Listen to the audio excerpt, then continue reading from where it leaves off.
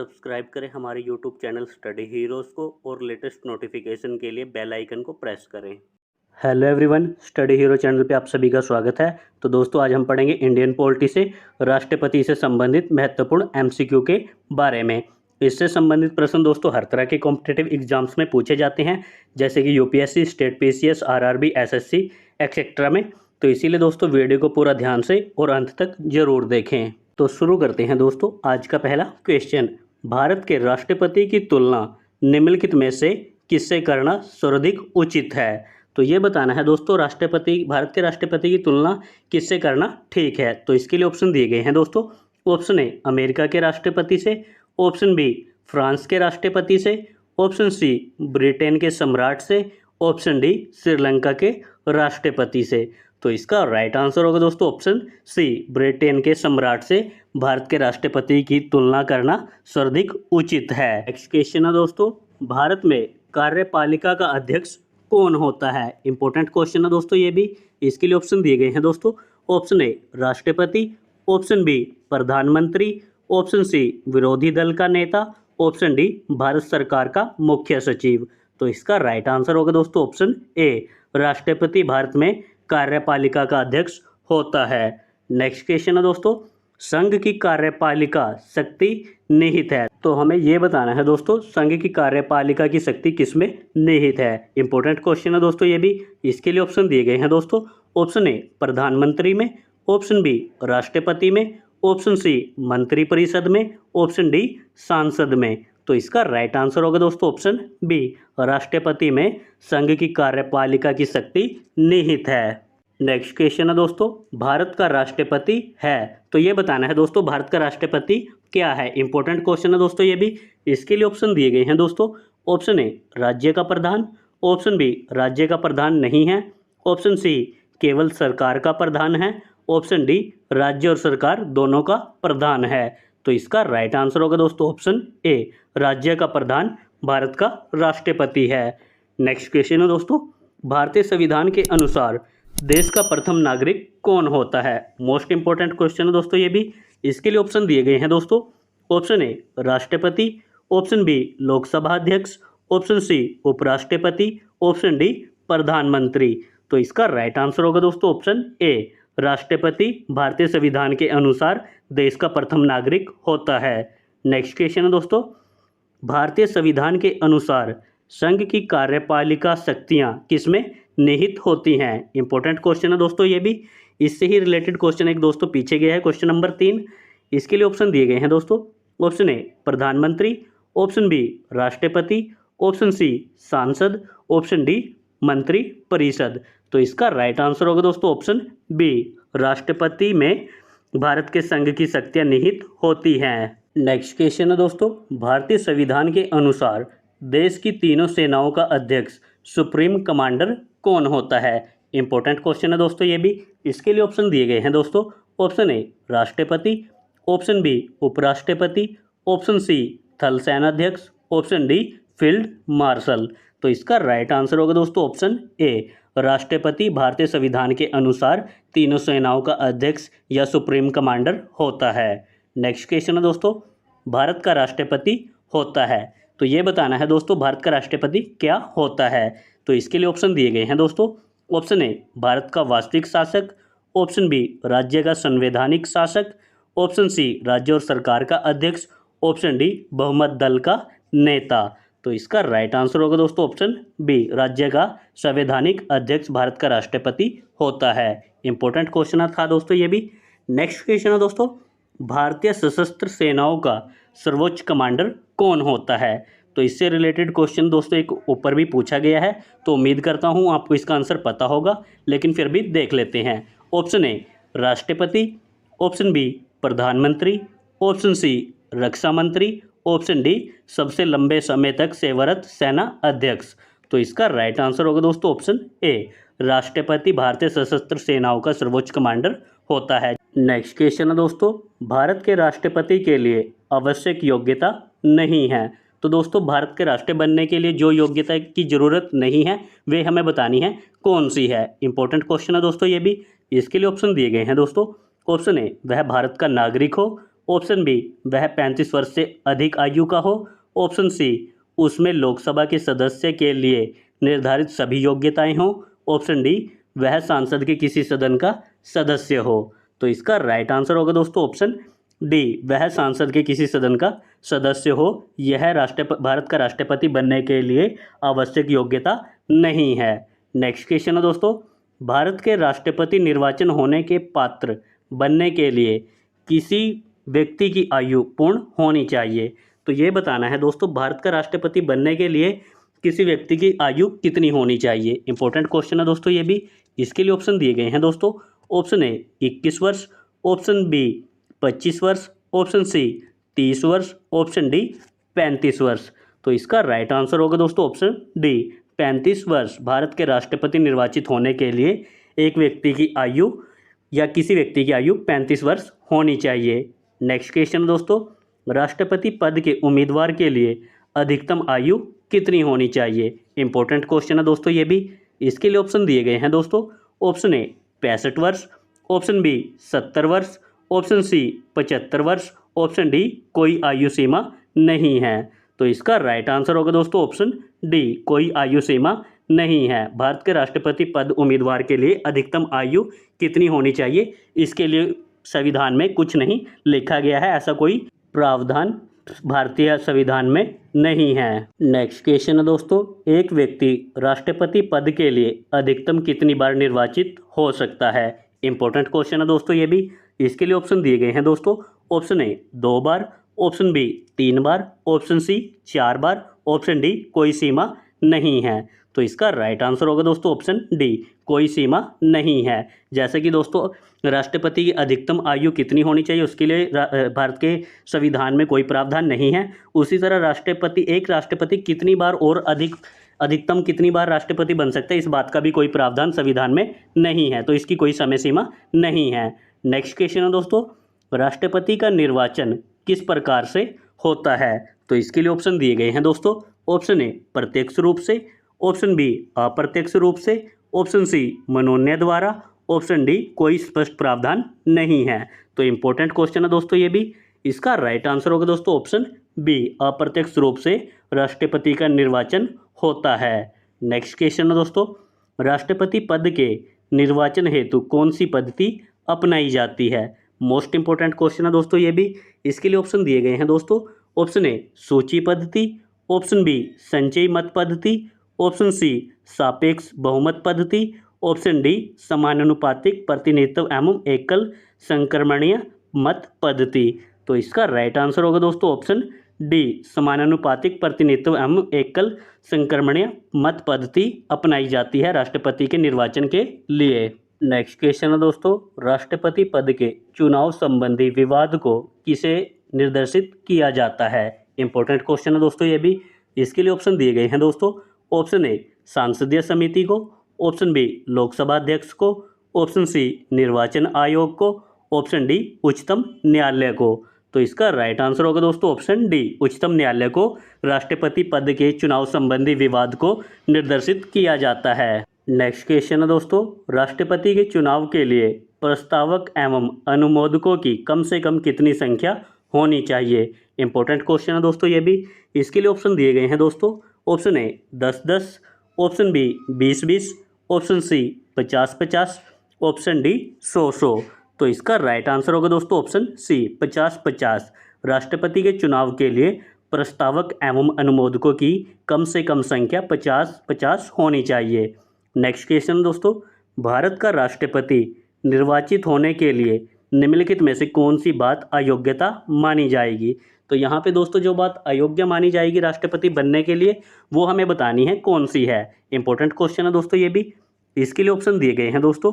Option A Bharat का नागरिक होना, ऑप्शन बी 35 वर्ष की आयु पूर्ण कर चुका हो, ऑप्शन सी लोकसभा का सदस्य निर्वाचित होने के लिए अर्हता या अयोग्य हो, ऑप्शन डी कोई लाभ का पद ग्रहण किए हुए हो। तो इसका राइट आंसर होगा दोस्तों ऑप्शन डी, कोई लाभ का पद ग्रहण किए हुए हो, ऐसे व्यक्ति को राष्ट्रपति निर्वाचन के लिए अयोग्य माना जाएगा। नेक्स्ट क्वेश्चन है दोस्तों, भारत में राष्ट्रपति का चुनाव किया जाता है इंपॉर्टेंट क्वेश्चन है दोस्तों ये भी। तो ये बताना है दोस्तों जो भारत के राष्ट्रपति का चुनाव होता है वो कैसे होता है। तो इसके लिए ऑप्शन दिए गए हैं दोस्तों। ऑप्शन ए प्रत्यक्ष निर्वाचन द्वारा, ऑप्शन बी एकल हस्तांतरित मत पद्धति द्वारा, ऑप्शन सी अनुपातिक मत प्रणाली द्वारा, ऑप्शन डी खुला बैलेट प्रणाली द्वारा। तो इसका राइट आंसर होगा दोस्तों ऑप्शन बी एकल हस्तांतरित मत पद्धति द्वारा भारत में राष्ट्रपति का चुनाव किया जाता है। नेक्स्ट क्वेश्चन है दोस्तों, राष्ट्रपति पद का चुनाव संचालित किया जाता है। तो ये बताना है दोस्तों राष्ट्रपति का चुनाव किसके द्वारा संचालित किया जाता है। तो इसके लिए ऑप्शन दिए गए हैं दोस्तों। ऑप्शन ए लोकसभा अध्यक्ष द्वारा, ऑप्शन बी प्रधानमंत्री द्वारा, ऑप्शन सी निर्वाचन आयोग द्वारा, ऑप्शन डी संसदीय मामलों के मंत्री द्वारा। तो इंपॉर्टेंट क्वेश्चन है दोस्तों ये भी। इसका राइट आंसर होगा दोस्तों ऑप्शन सी निर्वाचन आयोग द्वारा राष्ट्रपति पद का चुनाव संचालित किया जाता है। नेक्स्ट क्वेश्चन है दोस्तों, भारत में किसके चुनाव में अनुपातिक प्रतिनिधित्व चुनाव प्रणाली अपनाई जाती है। तो अभी इससे रिलेटेड क्वेश्चन पूछा गया है दोस्तों पीछे। उम्मीद करता हूँ आपको इसका आंसर पता होगा, लेकिन फिर भी एक बार देख लेते हैं। इंपॉर्टेंट क्वेश्चन है दोस्तों ये भी। इसके लिए ऑप्शन दिए गए हैं दोस्तों। ऑप्शन ए राज्यसभा सदस्य, ऑप्शन बी विधान परिषद सदस्य, ऑप्शन सी उपराष्ट्रपति, ऑप्शन डी राष्ट्रपति। तो इसका राइट आंसर होगा दोस्तों ऑप्शन डी राष्ट्रपति चुनाव में अनुपातिक प्रतिनिधित्व चुनाव प्रणाली अपनाई जाती है। नेक्स्ट क्वेश्चन है दोस्तों, राष्ट्रपति चुनाव संबंधी मामले किसके पास भेजे जाते हैं। इंपॉर्टेंट क्वेश्चन है दोस्तों ये भी। इसके लिए ऑप्शन दिए गए हैं दोस्तों। ऑप्शन ए चुनाव आयोग, ऑप्शन बी सांसद, ऑप्शन सी उच्चतम न्यायालय, ऑप्शन डी उपराष्ट्रपति। इससे रिलेटेड क्वेश्चन दोस्तों अभी एक पीछे रिपीट हुआ था। अगर आप वीडियो को ध्यान से देख रहे हैं तो आपको इसका आंसर पता होना चाहिए। फिर भी मैं बता देता हूं दोस्तों, इसका राइट आंसर होगा दोस्तों ऑप्शन सी उच्चतम न्यायालय। भारतीय राष्ट्रपति चुनाव संबंधी मामले उच्च न्यायालय के पास भेजे जाते हैं। नेक्स्ट क्वेश्चन है दोस्तों, किस अनुच्छेद के तहत राष्ट्रपति तथा उपराष्ट्रपति के निर्वाचन से संबंधित विवाद का निर्णय उच्चतम न्यायालय द्वारा करने का प्रावधान संविधान में किया गया है। तो हमें दोस्तों उस अनुच्छेद को बताना है जिसके द्वारा प्रावधान किया गया है कि राष्ट्रपति और उपराष्ट्रपति से संबंधित मामलों की सुनवाई उच्चतम न्यायालय करेगा। इंपॉर्टेंट क्वेश्चन है दोस्तों ये भी। इसके लिए ऑप्शन दिए गए हैं दोस्तों। ऑप्शन ए अनुच्छेद 55, ऑप्शन बी अनुच्छेद 68, ऑप्शन सी अनुच्छेद 69, ऑप्शन डी अनुच्छेद 71। तो इसका राइट आंसर होगा दोस्तों ऑप्शन डी अनुच्छेद 71 में यह प्रावधान किया गया है कि राष्ट्रपति तथा उपराष्ट्रपति के निर्वाचन से संबंधित विवादों का निर्णय उच्चतम न्यायालय द्वारा किया जाएगा। नेक्स्ट क्वेश्चन है दोस्तों, राष्ट्रपति पद के उम्मीदवारों को चुनाव प्रचार हेतु कितना समय मिलता है। इंपॉर्टेंट क्वेश्चन है दोस्तों ये भी। इसके लिए ऑप्शन दिए गए हैं दोस्तों। ऑप्शन ए 1 माह, ऑप्शन बी 2 सप्ताह, ऑप्शन सी 1 सप्ताह, ऑप्शन डी 3 सप्ताह। तो इसका राइट आंसर होगा दोस्तों ऑप्शन बी 2 सप्ताह। राष्ट्रपति पद के उम्मीदवारों को चुनाव प्रचार करने के लिए 2 सप्ताह का समय मिलता है। नेक्स्ट क्वेश्चन है दोस्तों, भारत के राष्ट्रपति का चुनाव कितने वर्षों के लिए होता है। मोस्ट इंपॉर्टेंट क्वेश्चन है दोस्तों ये भी। इसके लिए ऑप्शन दिए गए हैं दोस्तों। ऑप्शन ए 6 वर्ष, ऑप्शन बी 5 वर्ष, ऑप्शन सी 4 वर्ष, ऑप्शन डी 3 वर्ष। तो इसका राइट आंसर होगा दोस्तों ऑप्शन बी 5 वर्ष। भारत के राष्ट्रपति का चुनाव 5 वर्ष के लिए होता है। नेक्स्ट क्वेश्चन है दोस्तों, किस अनुच्छेद के तहत राष्ट्रपति अपने पद ग्रहण करने की तिथि से 5 वर्ष की अवधि तक अपने पद पर बना रहता है। तो वो अनुच्छेद बताना है हमें दोस्तों, वो कौन सा अनुच्छेद है। इंपॉर्टेंट क्वेश्चन है दोस्तों ये भी। इसके लिए ऑप्शन दिए गए हैं दोस्तों। अनुच्छेद 54, ऑप्शन बी अनुच्छेद 56, ऑप्शन सी अनुच्छेद 57, ऑप्शन डी अनुच्छेद 58। तो इसका राइट आंसर होगा दोस्तों ऑप्शन बी अनुच्छेद 56 के तहत राष्ट्रपति अपने पद ग्रहण करने की तिथि से 5 वर्ष तक की अवधि तक के लिए अपने पद पर बना रह सकता है। नेक्स्ट क्वेश्चन है दोस्तों, राष्ट्रपति के चुनाव के लिए निर्वाचक मंडल में होते हैं। इंपॉर्टेंट क्वेश्चन है दोस्तों ये भी। तो इसके लिए ऑप्शन दिए गए हैं दोस्तों। ऑप्शन ए सांसद के सभी सदस्य और विधानसभाओं तथा परिषदों के सभी सदस्य, ऑप्शन बी सांसद के दोनों सदनों तथा विधानसभाओं के निर्वाचित सदस्य, ऑप्शन सी सांसद के दोनों सदनों के सभी सदस्य, ऑप्शन डी सांसद के दोनों सदनों के सभी निर्वाचित सदस्य। तो इसका राइट आंसर होगा दोस्तों ऑप्शन बी सांसद के दोनों सदनों तथा विधानसभाओं के निर्वाचित सदस्य राष्ट्रपति के चुनाव के लिए निर्वाचक मंडल में उपस्थित होते हैं। नेक्स्ट क्वेश्चन है दोस्तों, भारत के राष्ट्रपति के निर्वाचन के बारे में निम्नलिखित में से कौन सा कथन सही नहीं है। तो यहाँ पे कुछ कथन दिए गए हैं दोस्तों, उसमें से हमें बताना है भारत के राष्ट्रपति के बारे में कौन सा सही नहीं है। तो पहला दिया गया है दोस्तों ऑप्शन ए, सभी राज्य विधानसभाओं के सदस्य निर्वाचक मंडल के सदस्य होते हैं, इसलिए उस समय राष्ट्रपति का निर्वाचन नहीं हो सकता जब एक या दो विधानसभाएं भंग हों। ऑप्शन बी, सांसद के दोनों सदनों के सदस्यों का मत मूल्य सभी राज्य विधानसभाओं के संयुक्त मत मूल्य से कहीं अधिक होता है। ऑप्शन सी, कोई उम्मीदवार यदि मतों का बहुमत प्राप्त कर लेता है तो वह स्वतः ही निर्वाचित नहीं हो जाता है। ऑप्शन डी, राष्ट्रपति के निर्वाचन के संबंध में यदि कोई विवाद हो तो यह सर्वोच्च न्यायालय के क्षेत्राधिकार में नहीं आता। तो इसका राइट आंसर होगा दोस्तों ऑप्शन डी, राष्ट्रपति के निर्वाचन के संबंध में यदि कोई विवाद हो तो वह सर्वोच्च न्यायालय के अधिकार क्षेत्र में नहीं आता। यह कथन सही है, क्योंकि जो राष्ट्रपति और उपराष्ट्रपति के निर्वाचन से संबंधित मामले होते हैं दोस्तों, वो उच्च न्यायालय के अधिकार क्षेत्र में आते हैं, सर्वोच्च न्यायालय के अधिकार क्षेत्र में नहीं आते। तो इस तरह इसका राइट आंसर होगा दोस्तों ऑप्शन डी। नेक्स्ट क्वेश्चन है दोस्तों, भारत के राष्ट्रपति को उसके पद से हटाया जा सकता है। तो ये बताना है दोस्तों, भारत के राष्ट्रपति को उसके पद से कैसे हटाया जा सकता है या कौन हटा सकता है। तो इंपॉर्टेंट क्वेश्चन है दोस्तों ये भी। इसके लिए ऑप्शन दिए गए हैं दोस्तों। ऑप्शन ए, भारत के प्रधानमंत्री द्वारा। ऑप्शन बी, लोकसभा द्वारा। ऑप्शन सी, भारत के मुख्य न्यायाधीश द्वारा। ऑप्शन डी, सांसद द्वारा।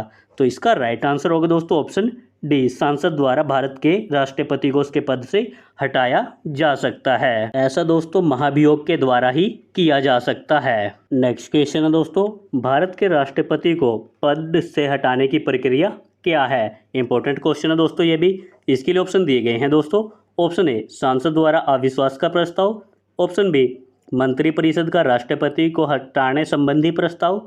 ऑप्शन सी, सर्वोच्च न्यायालय का निर्देश। ऑप्शन डी, सांसद द्वारा महाभियोग। तो जैसा कि दोस्तों अभी मैंने पिछले क्वेश्चन में आपको बताया था, सांसद द्वारा महाभियोग करके ही भारत के राष्ट्रपति को उसके पद से हटाया जा सकता है। तो इसके तरह इसका राइट आंसर होगा दोस्तों ऑप्शन डी, सांसद द्वारा महाभियोग। नेक्स्ट क्वेश्चन दोस्तों, संविधान के उल्लंघन के लिए राष्ट्रपति के विरुद्ध अभियोग कार्यवाही किसमें शुरू की जा सकती है। तो ये बताना है दोस्तों, किस सदन में राष्ट्रपति के विरुद्ध अभियोग की कार्यवाही शुरू की जा सकती है संविधान के उल्लंघन के लिए। तो इसके लिए ऑप्शन दिए गए हैं दोस्तों। ऑप्शन ए, लोकसभा में। ऑप्शन बी, राज्यसभा में। ऑप्शन सी, सांसद के किसी भी सदन द्वारा। ऑप्शन डी, उच्चतम न्यायालय द्वारा। इंपॉर्टेंट क्वेश्चन है दोस्तों ये भी। इसका राइट आंसर होगा दोस्तों ऑप्शन सी, सांसद के किसी भी सदन में संविधान के उल्लंघन के लिए राष्ट्रपति के विरुद्ध अभियोग कार्यवाही शुरू की जा सकती है। नेक्स्ट क्वेश्चन है दोस्तों, राष्ट्रपति को हटाया जा सकता है। तो दोस्तों क्वेश्चन फिर से रिपीट हो गया है, वहाँ पे बस प्रक्रिया है, यहाँ पे डायरेक्ट पूछ लिया इन्होंने राष्ट्रपति को कैसे हटाया जा सकता है। इंपॉर्टेंट क्वेश्चन है दोस्तों ये भी। इसके लिए ऑप्शन दिए गए हैं दोस्तों। ऑप्शन ए, अविश्वास प्रस्ताव लाकर। ऑप्शन बी, संविधान संशोधन से। ऑप्शन सी, कानूनी कार्यवाही से। ऑप्शन डी, महाभियोग द्वारा। तो इसका राइट आंसर होगा दोस्तों ऑप्शन डी, महाभियोग द्वारा भारत के राष्ट्रपति को हटाया जा सकता है। नेक्स्ट क्वेश्चन है दोस्तों, राष्ट्रपति पर महाभियोग किस आधार पर लगाया जा सकता है। इंपॉर्टेंट क्वेश्चन है दोस्तों ये भी। इसके लिए ऑप्शन दिए गए हैं दोस्तों, किसी भी आधार पर। ऑप्शन बी, संविधान के अतिक्रमण करने पर। ऑप्शन सी, राज्य विधानसभा को भंग करने पर। ऑप्शन डी, उपराष्ट्रपति को राष्ट्रपति बनाने पर। तो इसका राइट आंसर होगा दोस्तों ऑप्शन बी, संविधान के अतिक्रमण करने पर राष्ट्रपति पर महाभियोग लगाया जा सकता है। नेक्स्ट क्वेश्चन है दोस्तों, राष्ट्रपति पर महाभियोग की प्रक्रिया किस देश के संविधान से ली गई है। मोस्ट इंपॉर्टेंट क्वेश्चन है दोस्तों। इसके लिए ऑप्शन दिए गए हैं दोस्तों। ऑप्शन ए, अमेरिका से। ऑप्शन बी, पूर्व सोवियत संघ से। ऑप्शन सी, जापान से। ऑप्शन डी, आयरलैंड से। तो इसका राइट आंसर होगा दोस्तों ऑप्शन ए, अमेरिका से राष्ट्रपति पर महाभियोग की प्रक्रिया अमेरिका के संविधान से ली गई है। दोस्तों ये ऐसे क्वेश्चन आपको सभी पता होने चाहिए कि किस देश के संविधान से क्या लिया गया है। ऐसे क्वेश्चन आपको कोई भी छोड़ने नहीं हैं। मोस्ट इंपॉर्टेंट क्वेश्चन होते हैं दोस्तों ये, और बार बार एग्जाम्स में रिपीट भी होते हैं। तो ऐसे क्वेश्चंस को आपने अच्छी तरह करना है। नेक्स्ट क्वेश्चन है दोस्तों, भारतीय राष्ट्रपति को किस परिस्थिति में अपने पद से त्यागपत्र देना पड़ता है। तो इम्पोर्टेंट क्वेश्चन है दोस्तों ये भी। इसके लिए ऑप्शन दिए गए हैं दोस्तों। ऑप्शन ए महाभियोग लगने पर, ऑप्शन बी रिश्वत लेने पर, ऑप्शन सी प्रधानमंत्री के कहने पर, ऑप्शन डी सांसद में वक्तव्य ना देने पर। तो इसका राइट आंसर होगा दोस्तों ऑप्शन ए, महाभियोग लगने पर भारतीय राष्ट्रपति को ऐसी परिस्थिति में अपने पद से त्यागपत्र देना पड़ता है। नेक्स्ट क्वेश्चन है दोस्तों, कार्यकाल पूर्ण होने पर पहले भारत के राष्ट्रपति को उनके पद से कौन हटा सकता है? इंपॉर्टेंट क्वेश्चन है दोस्तों ये भी। इसके लिए ऑप्शन दिए गए हैं दोस्तों। ऑप्शन ए प्रधानमंत्री, ऑप्शन बी उपराष्ट्रपति, ऑप्शन सी उच्चतम न्यायालय के मुख्य न्यायाधीश, ऑप्शन डी सांसद द्वारा महाभियोग लगाकर। तो इसका राइट आंसर होगा दोस्तों ऑप्शन डी, सांसद द्वारा महाभियोग लगाकर कार्यकाल पूर्ण होने से पहले भारत के राष्ट्रपति को उनके पद से हटाया जा सकता है। नेक्स्ट क्वेश्चन है दोस्तों, राष्ट्रपति पर महाभियोग का आरोप एक संकल्प के रूप में सांसद के किसी भी सदन में लगाया जा सकता है। यह कम से कम कितने दिन की लिखित सूचना के बाद प्रस्तुत किया जाना चाहिए? इंपॉर्टेंट क्वेश्चन है दोस्तों ये भी। इसके लिए ऑप्शन दिए गए हैं दोस्तों। ऑप्शन ए 7 दिन, ऑप्शन बी 14 दिन, ऑप्शन सी 30 दिन, ऑप्शन डी 60 दिन। तो इसका राइट आंसर होगा दोस्तों ऑप्शन बी 14 दिन।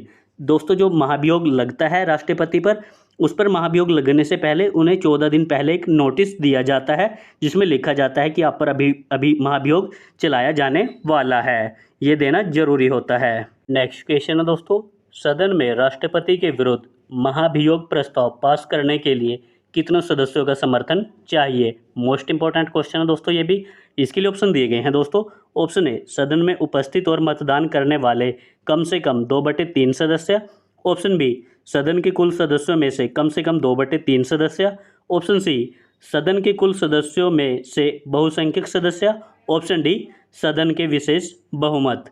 तो इसका राइट आंसर होगा दोस्तों ऑप्शन बी, सदन के कुल सदस्यों में से कम 2/3 सदस्य राष्ट्रपति के विरुद्ध महाभियोग प्रस्ताव पास करने में समर्थन में होने चाहिए। नेक्स्ट क्वेश्चन है दोस्तों, भारत के राष्ट्रपति को कार्य अवधि की समाप्ति के पूर्व भी पद से हटाया जा सकता है। तो दोस्तों क्वेश्चन में यही पूछा गया है, अपना कार्यकाल पूरा करने से पहले भी राष्ट्रपति को कैसे उनके पद से हटाया जा सकता है, ये पूछा गया है। तो इसके लिए ऑप्शन दिए गए हैं दोस्तों। ऑप्शन ए सत्ताधारी राजनीतिक दल द्वारा, ऑप्शन बी प्रधानमंत्री द्वारा, ऑप्शन सी महाभियोग द्वारा, ऑप्शन डी न्यायालय में ट्रायल द्वारा। तो दोस्तों जैसे कि पीछे भी 2 से 3 क्वेश्चन हम ऐसे कर चुके हैं, राष्ट्रपति को कैसे हटाया जा सकता है उनके कार्यकाल पूरा होने से पहले। तो इसका राइट आंसर होगा दोस्तों ऑप्शन सी, महाभियोग द्वारा। इंपॉर्टेंट क्वेश्चन था दोस्तों ये भी। नेक्स्ट क्वेश्चन है दोस्तों, किसी व्यक्ति के राष्ट्रपति के रूप में चुनाव को अवैध घोषित किए जाने की स्थिति में उसके द्वारा अपना चुनाव अवैध घोषित किए जाने के पूर्व के कृत्यों की क्या संवैधानिकता होगी?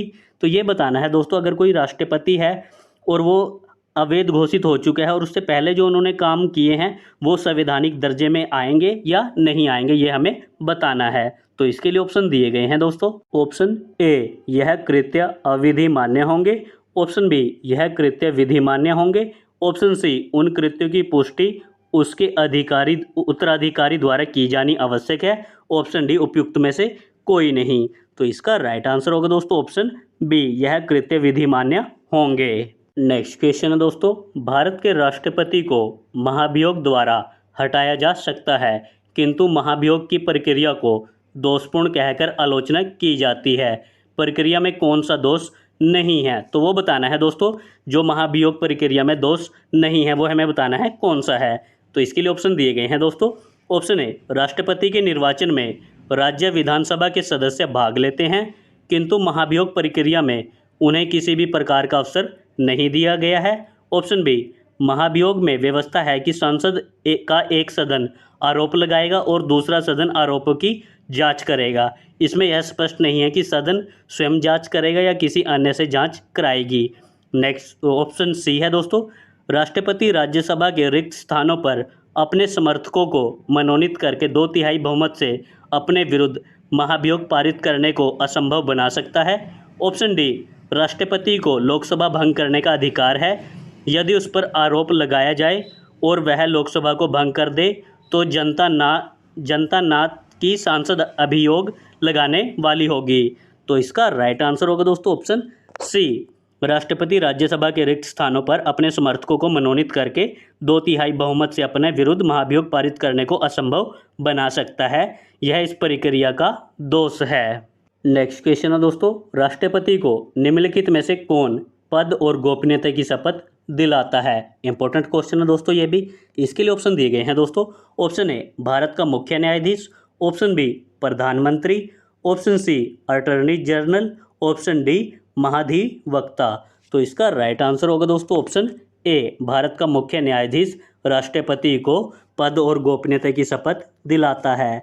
नेक्स्ट क्वेश्चन है दोस्तों, राष्ट्रपति संविधान के किस अनुच्छेद के तहत भारत के मुख्य न्यायाधीश के समक्ष शपथ ग्रहण करता है? इंपॉर्टेंट क्वेश्चन है दोस्तों ये भी। इसके लिए ऑप्शन दिए गए हैं दोस्तों। ऑप्शन ए अनुच्छेद 58, ऑप्शन बी अनुच्छेद 60, ऑप्शन सी अनुच्छेद 66, ऑप्शन डी अनुच्छेद 70। तो इसका राइट आंसर होगा दोस्तों ऑप्शन बी, अनुच्छेद 60 के तहत भारत के मुख्य न्यायाधीश के समक्ष भारत का राष्ट्रपति शपथ ग्रहण करते हैं।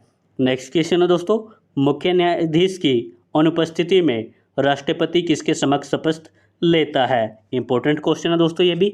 इसके लिए ऑप्शन दिए गए हैं दोस्तों। ऑप्शन ए उपराष्ट्रपति, ऑप्शन बी महान्यायवादी, ऑप्शन सी लोकसभा अध्यक्ष, ऑप्शन डी सर्वोच्च न्यायालय का वरिष्ठ न्यायाधीश।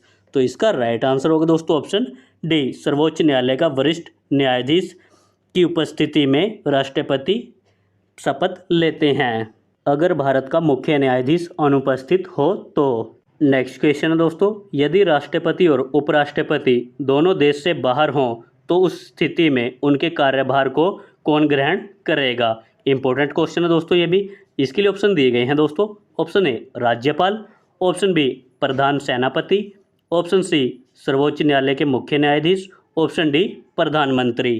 तो इसका राइट आंसर होगा दोस्तों ऑप्शन सी, सर्वोच्च न्यायालय के मुख्य न्यायाधीश उस समय कार्यभार को ग्रहण करेंगे।